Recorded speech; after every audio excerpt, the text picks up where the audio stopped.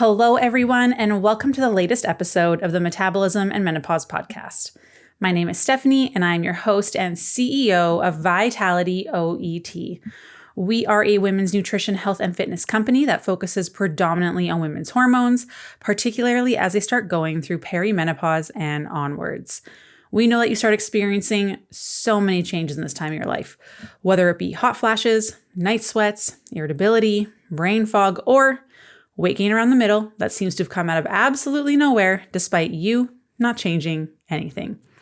So you go back to those tried and true methods of cutting calories, cutting carbs, doing a bunch of cardio, yet it feels like nothing is working or you're putting in all this effort and you're actually moving backwards. But we know now that your body is inherently different than what it was prior to you experiencing these hormonal changes. So our mission here at Vitality is to really help you understand how your body changes in this time of your life, so you can reach those health and fitness goals, feel in control and at home in your body again, live a life full of vitality, and really understand how to take care of this new body of yours. So today I have the wonderful Coach Chelsey here with us, and we are going to dive into all things serotonin. Serotonin is referred to our happy hormone. That's what we usually refer to it as. And it's something that does change, surprisingly, during perimenopause and menopause. And it can affect how we feel and also how our body functions a little bit and all these different things. And we know that our hormones often work as, a symphony. And when our serotonin levels are different or changed during perimenopause and menopause, we can see that there's a cascading effect on how the rest of our hormones work. So of course, we're going to talk all about hormones today. So one of our main sex hormones, estrogen, specifically estridiol, that we see big changes in perimenopause and menopause, has a direct effect on our neurotransmitters. So we are going to dive into what it is, what it does, the signs and symptoms of high and low serotonin, and how we can support it so that you can feel good, you can look good, and feel like you again. Because that's something that we hear all the time, is that I just don't feel like myself. The things that used to excite me don't excite me anymore. All those kinds of things. So first, I'm going to dive in a little bit about what it is. What is serotonin? Or it's also called 5-HT, and it's often thought of as that happy hormone, like I mentioned. So production is going to go up when we're exposed to natural sunlight and is associated with feelings of happiness, feelings of joy, like you are in a good mood.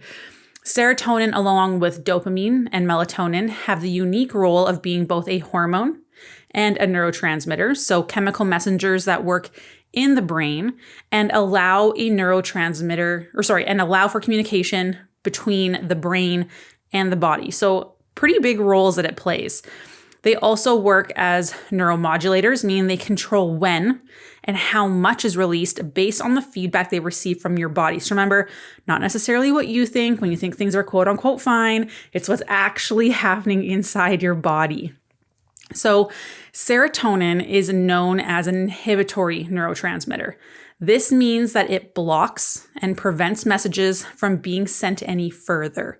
So what it does is it helps to calm brain activity and balance our mood, which a lot of us feel like that kind of stuff has gone out the window since hitting perimenopause in the years that follow, right? So while it is often known for being a neurotransmitter, which is made in the brain, the majority of serotonin, actually 90%, is actually produced in our digestive tract. So this is why when we're not pooping and we're having digestive issues, we are not in a good mood. There's a reason for that. So Chelsey, what does serotonin actually do? So you're going to be surprised by the number of roles that serotonin plays in our body. One of its main jobs is to carry messages from the central nervous system in our brain to the rest of our body. They tell our body how it should work. When we have adequate amounts of serotonin and dopamine, they can help to regulate appetite and our sense of satiety, which is our feeling of fullness. This can play a role in our weight management, our food cravings, especially when it comes to carbs. Serotonin also plays a role in our body temperature regulation. Estrogen and serotonin play huge roles in our body's ability to regulate body temperature. This is accompanied by our thyroid hormone as well. But serotonin sends input to the cooling region of our hypothalamus. And our hypothalamus is kind of like our master temperature regulator in our body. When we don't have enough serotonin, this is when we can start to see hot flashes. Serotonin plays a big role in our melatonin production, which is our sleep hormone. This is because it acts as a precursor for melatonin, and it helps us to switch between REM, so that rapid eye movement sleep, and non-REM sleep. This means that it plays a big role in our sleep-wake cycle and our circadian rhythm. Another interesting role that serotonin plays is that it helps to initiate nausea and vomiting when we are sick or have food poisoning. Basically, how this happens is that serotonin gets released into the gut faster than it can be digested. This then sends a message to your brain that signals us to feel nauseous. Many anti-nausea drugs work by targeting specific serotonin receptors in our brain. Serotonin also plays a role in immune system function. So it plays a role in our body's ability to clot blood, but it also helps to regulate inflammation. And as we know, menopause and perimenopause are very inflammatory states. Serotonin also plays a role in our pain perception. Estrogen modifies the creation and metabolism of serotonin. When we have less serotonin, it can make us more susceptible to pain.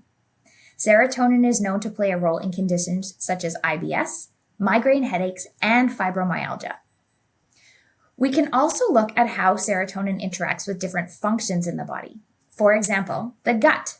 We know that about 90 to 95% of serotonin in our bodies is produced in the intestines. It helps to control bowel movements and our bowel function. We can also look at how it impacts our mood. We believe, and I'll admit that research is still emerging on how this works, that serotonin in the brain regulates feelings like happiness and anxiety.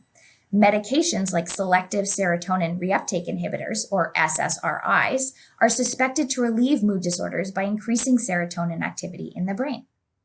So that's like a lot of things. So to summarize that, it helps to send messages to how our body should work.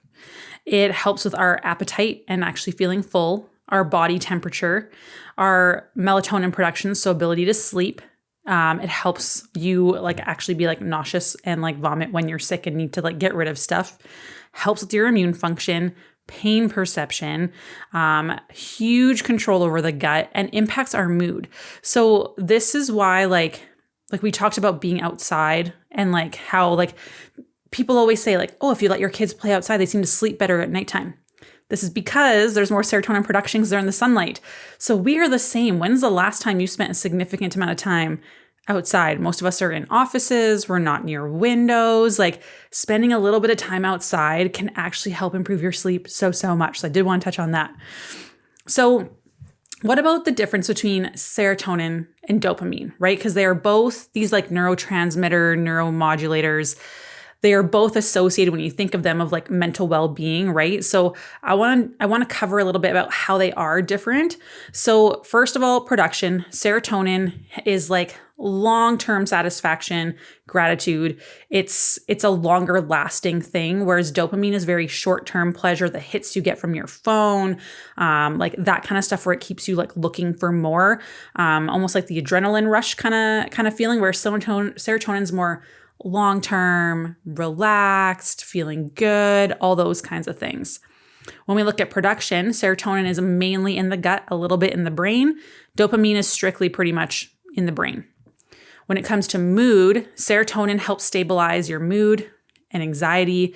It tells the brain, this feels good. I've had enough. Reduces impulsive behaviors. You feel calm and grounded, similar to how progesterone works that we always talk. It makes you feel good. Serotonin's similar in that way. Whereas dopamine really affects motivation and pleasure. So it tells the brain, this feels good, I want more, compared to serotonin, which is this feels good and I'm good. I don't need more. So dopamine is very much more reward centered almost, where it's oh, I get this instant hit. This feels good. I'm going to do it again. Which is definitely when we talk about different drugs and stuff like that, where people get that that hit, that high, and then they want it again. It's more similar to that, whereas, serotonin's just You feel good, you're not impulsive, you're just at calm, peace, that kind of stuff.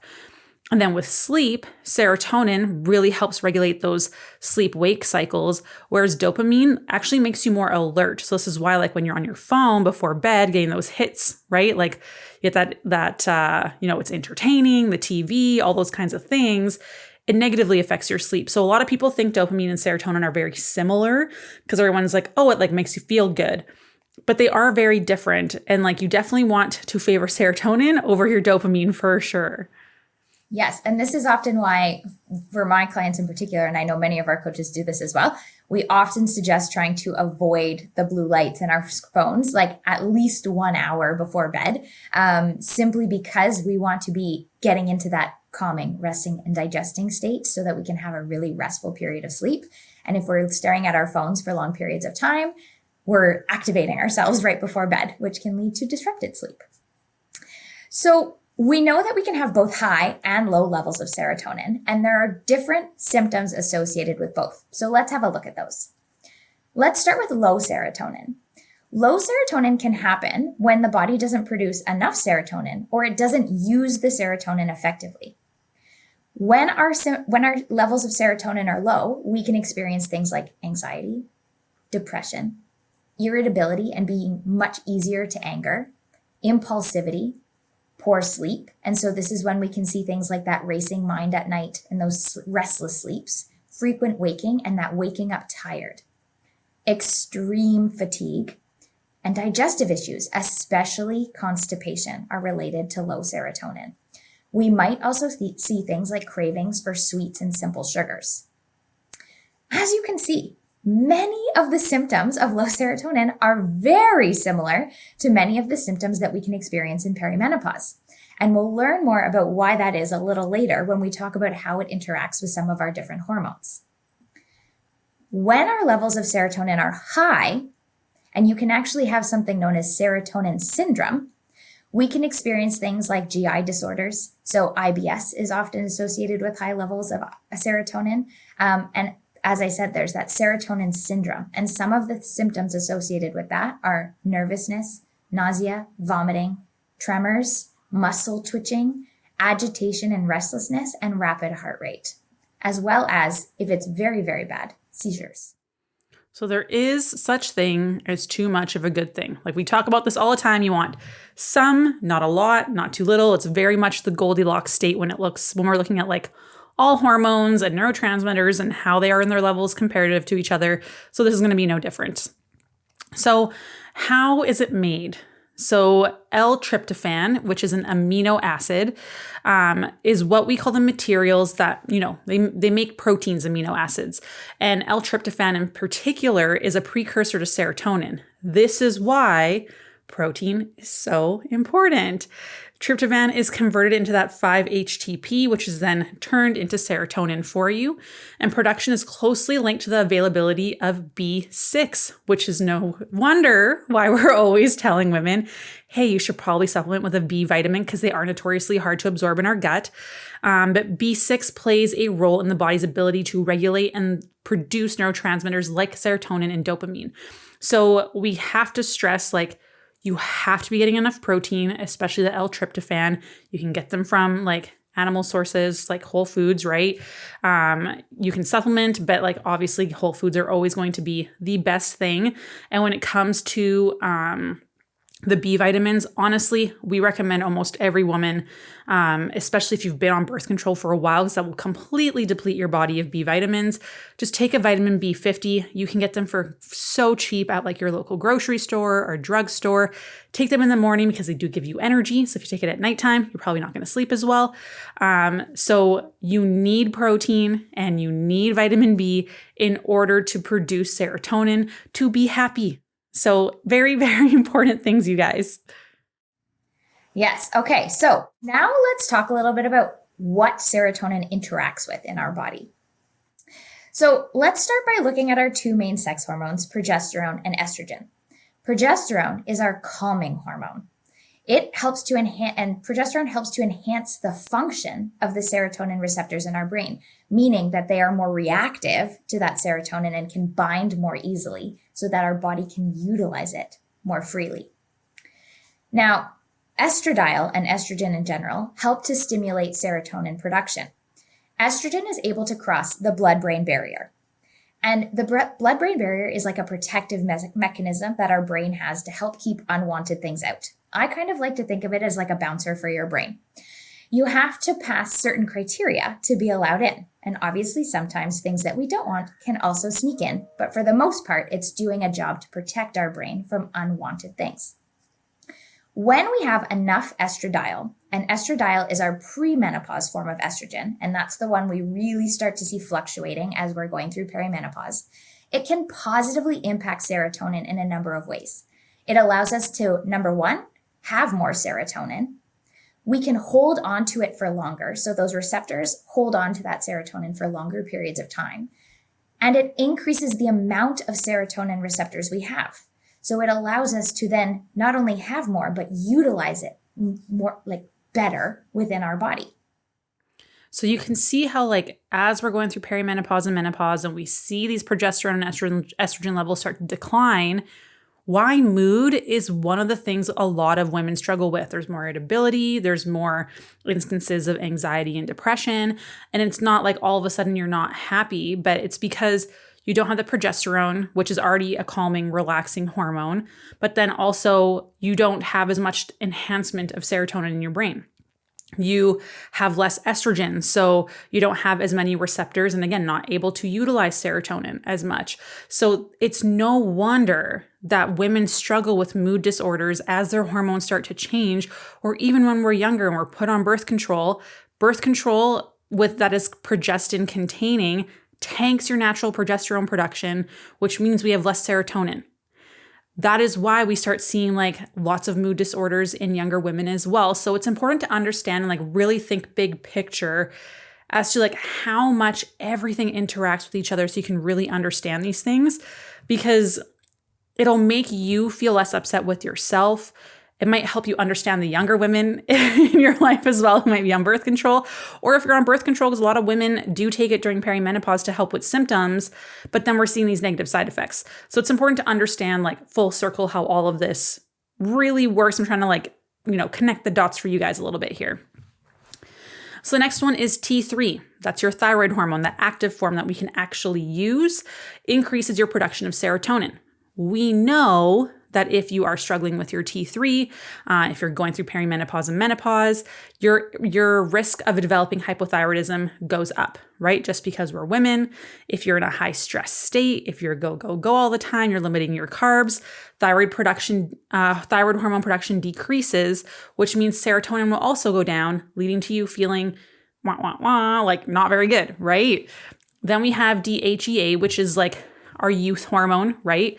And that is also a precursor for many of our androgen hormones like testosterone, which increases serotonin. This is why it is not recommended to take with SSRIs, because it can lead to symptoms of serotonin syndrome, leaving you feeling pretty sick. But again, a lot of doctors don't tell you that, to be honest. I don't know if they just don't know or it doesn't cross their mind. That's really important to be aware of as well. Then we can talk about appetite regulation. So dopamine causes feelings of hunger. So if we're getting those hits, right? Those positive hits, while serotonin suppresses it. So it acts as a natural appetite regulator when we have enough of it. So this is why during perimenopause and menopause, when we see our hormones go down and serotonin is being produced less, that we struggle with our appetite. We might be having more cravings, or we have the thing we don't feel as fulfilled, right? Didn't hit the spot. This is why. And then dips in serotonin production, stress. Of course, we were never going to have a topic where we do not talk about this, right? So high levels of cortisol, high stress, rob us of serotonin.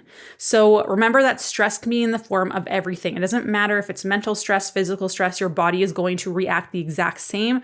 So this is, under eating, over exercising, not getting enough sleep, fasting, having coffee on an empty stomach. We're go. We're doing crazy high workouts like the cardio, the HIIT, the boot camps, the F45s, the Orange Theories.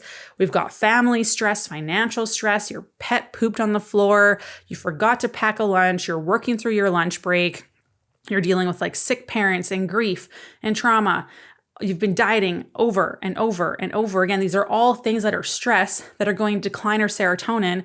And you can already see there's so many things that serotonin is important for that are going to influence our ability to lose weight, right? And we know that cortisol is also going to tank our progesterone, affect our estrogen, affect our DHEA, testosterone, all those things. That's going to further reduce your serotonin, which really makes you feel terrible, and appetite goes crazy, and we have these cravings. And you can see how this is like all tying in, connecting the dots of the things that we usually talk about. So it's just like another layer of more understanding why things are happening.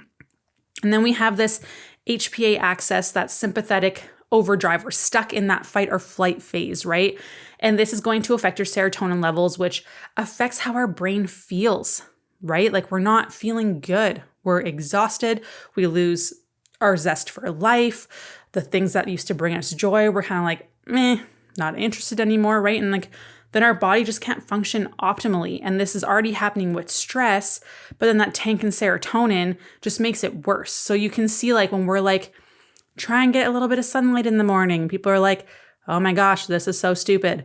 No, these are things that actually help. And every little thing that you do, like if you can take 5 minutes here, 5 minutes there, do these little things that we always talk about, it can make such a huge difference for your health, your neurotransmitters, all of these things.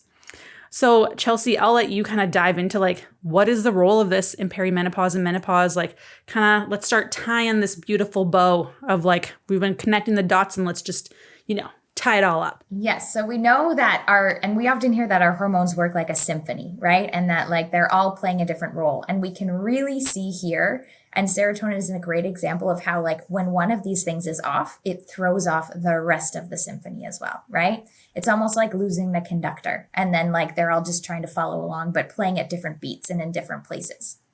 So when we look at how this serotonin plays a role in perimenopause and menopause, we first have to look at estrogen.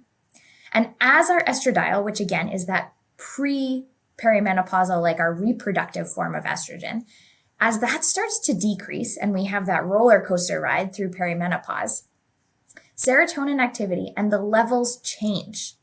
Because remember, estradiol impacts the amount of serotonin we have and how sensitive our receptors are to serotonin.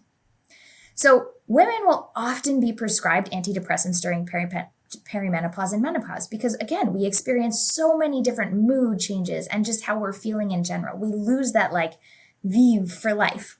The way that these medications typically work is that they make serotonin, they block the reabsorption of serotonin, and this makes serotonin more available and ready to be utilized by our bodies. However, often during perimenopause, it is not actually a serotonin issue, but an estrogen issue. So like the estrogen and that decline in estrogen is actually the root cause of why we are experiencing these symptoms.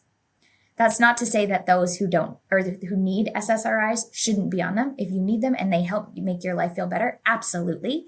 But it's also just important to look back and really reflect on what could be potentially causing these changes. Now, saying that, let's talk about mood. Serotonin in your brain regulates your mood. It's often called your body's natural feel-good chemical or hormone. When serotonin is at a normal level, you feel more focused, you feel emotionally stable, happier, and calmer. When we have those low levels of serotonin, they are often associated with irritability and feelings of depression, and even increased anxiety. Many medications that are used to treat anxiety, depression, and other mood disorders are often target ways to increase the levels of serotonin in your brain. Then we have sleep, which we know is another huge issue during perimenopause and menopause. Serotonin, together with another one of our neurotransmitters that we've talked about, dopamine, play a role in the quality of our sleep. So this is how well and how long you sleep. Your brain also needs serotonin to make melatonin, and that is our hormone that regulates that sleep-wake cycle. And then we also have temperature, and we know that one of the main symptoms or a big symptom that people come to us with is hot flashes. Perimenopause as we know, is marked by that estrogen withdrawal, right? Our ovaries stop production of that estrogen, and then our adrenals have to take over. With this, it then affects our hypothalamus. And as I said earlier, our hypothalamus is the section of our brain that is responsible for temperature regulation in the brain. So when we start to see these rises and falls, and then we have less of that serotonin, we can start to see the cooling center of our brain kind of not functioning properly. And we can start to experience these hot flashes, which is where all of our, how do I explain it, Steph? What's a good way to explain it? Basically, you just get like really, really hot and overwhelmed. Like your body just feels, you want to take off your sweater, you start feeling really flushed. Sometimes it can be associated with like feeling upset in your stomach as well, right? Because your body's uncomfortable. Yeah, like when estrogen goes down, your hypothalamus becomes way more sensitive to changes in heat. So like before you could handle like changes in heat and it wasn't that big of a deal. And now it's like a cup of tea could like trigger you to have a hot flash and your body's just trying to cool you off because your body becomes so much more sensitive. Like it's pretty wild, honestly. The body's so cool. I know you guys hate it because you're like struggling with this stuff, but I just think it's so cool. I love it so much. But you can see like serotonin and cortisol, how much they're so intimately related because like we talk about, okay, if you're struggling with your sleep, stress is usually the thing that wakes you up, that cortisol level, right? So if you're having high cortisol levels, it's hard to fall asleep because your melatonin cannot be produced, but also serotonin can be produced. And serotonin helps with melatonin production. So you can see how like stress really does make such a huge difference. And I know how much you guys get sick of us saying this all the time, but it is literally the cause of so much dysfunction in your body. It is unbelievable. And yes, you can't remove stress completely from your life. That's not realistic, but it's learning how to buffer it. So for supporting your serotonin levels, we're going to talk about a bunch of things here. And it's not in any particular order. Just start picking a couple things. And there's probably one area where you're like, ooh, I am really, that's going to be a tough one. That might be a good place to start because that's probably where you're going to get the most bang for your buck, to be honest. So the first one is sports and physical activity. They have a positive impact on your brain's serotonin activity. However, there is always such a thing as too much, where then the stress response is too high, and then we see serotonin be not able to be produced, right? So this is finding that happy medium, that Goldilocks. And for most women, it's going to be just working out 2 to 3 days a week, focusing on strength training where you're trying to get stronger. You're taking 2 to 3 minute rest periods. You're doing daily walks instead. You're not doing the crazy high intensity stuff. If you are someone who is struggling with energy and sleep, high intensity exercise is the last thing that you should be doing because your body cannot handle it at this point, right? The next one is meditation or relaxation techniques. So this can be like an abundance of things. Like it could even just be doing some like stress management type stuff. So what the body hears, what the brain thinks, right? Like you have to pay attention because like what you think is going to impact your body just as much. Like we said, our body is going to react to stress, whether it's physical or emotional or psychological, all in the same way. So this is where doing like the slow box breathing can be really helpful, where you're doing daily walks, doing gratitude journals. It can be anything that just slows you down that you enjoy. So maybe it's coloring in a coloring book. Maybe it's knitting. Maybe it's crocheting. Maybe it's reading a book outside in the sunlight with your feet in the grass. That's like a triple whammy of all great things that are going to help with your serotonin and lowering your cortisol. So figuring out what that looks like for you. The next thing is obviously support your gut. If your gut is messed up, you can't produce serotonin. That's where 95% of your serotonin is made. So we need to support a healthy microbiome. And we know that your microbiome is going to change drastically in perimenopause. So doing what we can to slow down those changes is super, super important. Coach Hannah and I did a whole podcast on pre and probiotics that is quite sciencey, but there are such good tips at the end, like action steps for you to take to improve your gut health. And surprisingly, carbs is in there, you guys. Shocking. So exciting. I love it. Yes, you can have your bread and eat it too and have a great gut. It's amazing. There's so many options, you guys. Getting that morning sunlight, like we talked about, getting sunlight helps produce serotonin. This is why like parents will like lock their kids outside, let them play in the backyard for a few hours. They sleep so much better. Like, you hear they go like camping with friends and they slept so good and you're like, what the heck? They don't do that for me. It's because they're out in the sun. They're doing things in nature and they're getting that stuff in, right? And when serotonin is being made in our body, it uses L-tryptophan, that amino acid, but it also requires sugar molecules specifically from complex carbs. So making sure that you're having foods that are high enough in protein, that you're having food that is high enough in carbs. Fun fact, carbs are so good for serotonin production, particularly potatoes. Potatoes are really great for serotonin production. So if you want to be happier, eat potatoes. Very important. And then, of course, your diet in general. You have to be eating enough food. You have to be eating enough carbs. You have to be eating enough protein because otherwise your body is in a stress state. And for some women, it takes you longer to get through the stages of slowly getting to eat more because you've been in such a stressed, low-calorie state for so long. So it takes time to build up. If you don't know where your calories should be, just message me. I always calculate those for free. No questions asked. Because if you're eating enough, you will be surprised at your energy and your mood and your sleep, all because cortisol is coming down and serotonin's coming up. You feel more stable. And we get messages from like clients all the time being like, my kids say I'm less grumpy. Oh, my husband said that I'm less snappy. Like, it's really great. And you can thank lowering cortisol and improving serotonin for that. So Chelsey, what are the foods that are going to help us boost our serotonin if people are wanting to try and get as much as they can? What are some dietary choices that would be good choices for them? Absolutely. So let's start by looking at some foods that are high in tryptophan. And again, tryptophan is that amino acid that is like the building block of our serotonin. So foods that are high in tryptophan include chicken, turkey, eggs, fish, grass-fed beefs, pork, hummus, raw nuts, so things like cashews, peanuts, almonds, seeds like pumpkin seeds and chia seeds, and then dried seaweed can also be a great source of tryptophan.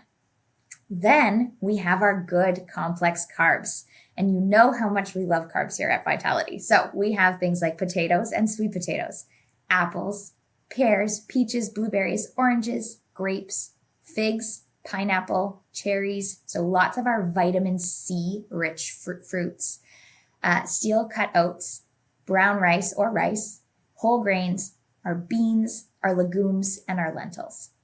And then we have those supporting nutrients. So as I mentioned, many of the fruits on our list were very high in vitamin C, and vitamin C is one of the really important nutrients needed to help with the conversion. B6, as we mentioned earlier, which we can get in a lot of our meat-based products like our chicken and our turkey. Then there's iron, which we can also get from our leafy greens and then our like grass-fed beef and our meats. Magnesium, calcium, folate, and zinc. Now, one of the things that you'll notice with this food list is that a lot of the foods that we suggest, or that these are a lot of the foods that we suggest focusing on all of the time.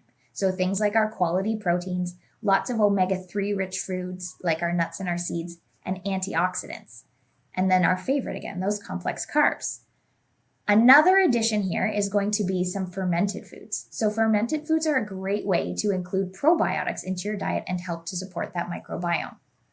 Some of the foods that we might want to reduce or limit in our diet are things like sugar, alcohol, and then fast and fried foods. Yes. So, those are all things that we talk about all the time, but now you have an even bigger reason to do it, not only for improving weight loss and health, but to make you happy. That's very important. So when we're talking about supplementation here, disclaimer, as always, supplements are supplemental. They will not do much unless you are addressing your diet and lifestyle changes first. But in some cases, the addition of supplements can be very helpful. But again, they are supplemental. They are not going to fix everything if you're still having lots of fast fried foods, lots of alcohol, your donuts, your chocolates, your chips, all those things, right? So there is St. John's wort, which can increase your serotonin levels. There is SAME, so SAME, can sometimes be used to address depression, but there is still research on how this works, so take that one with a grain of salt. Tryptophan Tryptophan is, again, converted to serotonin in our brain. There is research to suggest that it can help improve mood and reduce anxiety. Again, that comes from those amino acids from our proteins. 5-HTP is also available as a supplement, which is what our body uses to make serotonin. And then adaptogens like rhodiola and ashwagandha can also be helpful. But again, those are supplemental. They are not going to fix the problems if we aren't addressing like hormone production and trying to support that through healthy lifestyle and reducing stress. These things probably aren't going to do much for you, I'm going to be honest. So have to be eating enough food, right? Very important. So to kind of recap everything here, serotonin is a neurotransmitter in the brain that sends messages to and from the brain. It is referred to that happy hormone, right? Makes you feel good and stable and relaxed and very like you can focus, you're not anxious, but it plays so many roles, including how our ability to sleep, our appetite, our hunger, our body temperature. So it's affecting our hot flashes, right? So many things, our cravings. So it helps with like, if we're struggling with cravings all the time, it's harder to stick to a plan and be able to lose weight. Changing levels of sex hormones, estrogen and progesterone in particular, can really affect the amount of serotonin that we have and the ability of it to bind to the receptors. So this is something we need to look at, is how can we support your estrogen and progesterone, make sure they're balanced with each other. As those hormone levels drop, serotonin is also going to fall, which is going to lead to more irritability, more anxiety, more sadness. You might not have as much like zest for life, doing the things that you used to do. Progesterone also contributes to that. So it's kind of like a double whammy. So that's important to be aware of when you're talking to practitioners, when you're talking to doctors, because it's more than just like, oh, I don't feel happy. The hormones play such a huge role in this.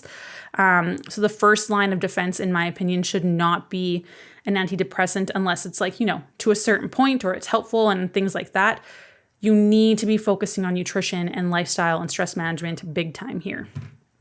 Falling estrogen and progesterone levels can really trigger mood swings, which I'm sure many of us have experienced, right? And it makes you feel like you can't cope with things that would normally not bug you as much, right? Like you're a lot more reactive. And we can support serotonin production through proper physical activity. So not killing yourself in the gym, doing the appropriate amount, doing de-stressing strategies, getting that morning sunlight in, supporting our gut through a diverse diet full of prebiotic foods and probiotic foods, getting those, high tryptophan foods, those good complex carbs, and focusing on those foods or even supplements that'll help with everything else. So the B6, the zinc, the vitamin C, folate, magnesium, iron. Menopause is finally starting to get the research that it deserves. It has taken so freaking long and it's still not amazing, but at least there's people that are actually seem to give a crap now, which makes me very happy. And one of the biggest findings, and something that I'm sure that you can all relate to, is that menopause should be reframed. It's not just a change to our sex hormones. It is a full body encompassing neurological change. We talked about how on past podcasts, how lowering of estrogen, how it affects your brain, how it affects your serotonin levels.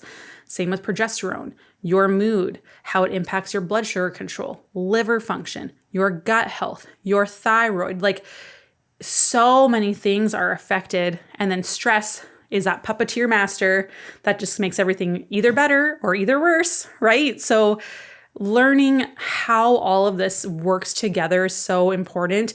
And yes, research is finally coming out now, but there's still so much to be learned. And it's amazing when the stuff that we've been working with women with is finally coming out in papers, because it takes 5 years, 10 years, 15 years, and then longer than that to get put into medical practice. So it's so nice to finally see that happening here. But Chelsey, is there anything that you want to add in terms of like serotonin or to help wrap this up a little bit? I think one of the biggest things, and again, this is one of the ways that we can address so many issues with our hormones, is just really focusing on those foundational basics. Making sure that you are eating enough, that you are eating a diverse diet that has tons of different micronutrients in it and getting enough protein and getting those complex carbs.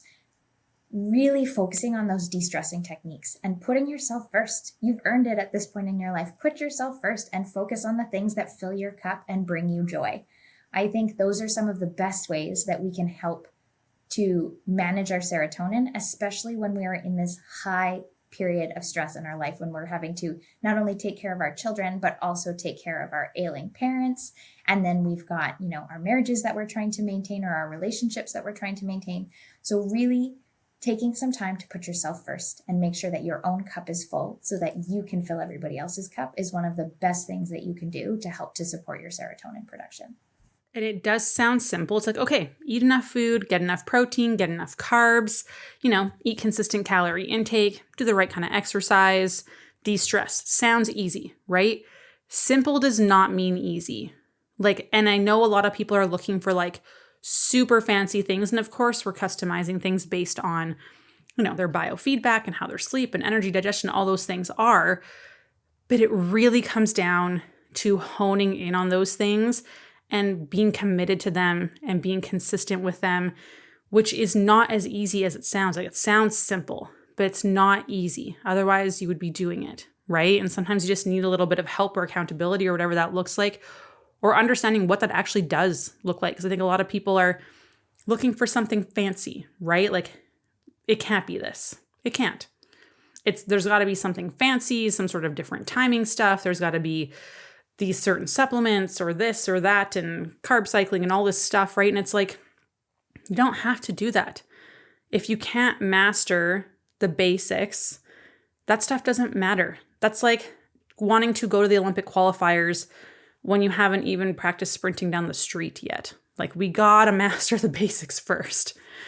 So I hope this was helpful for you guys. If you have questions, please let me know. Make sure you follow and subscribe because most of you listeners are not subscribed. So please subscribe. That'd be amazing. We love you so much. Message me with any questions you have, and we will talk to you soon. Bye.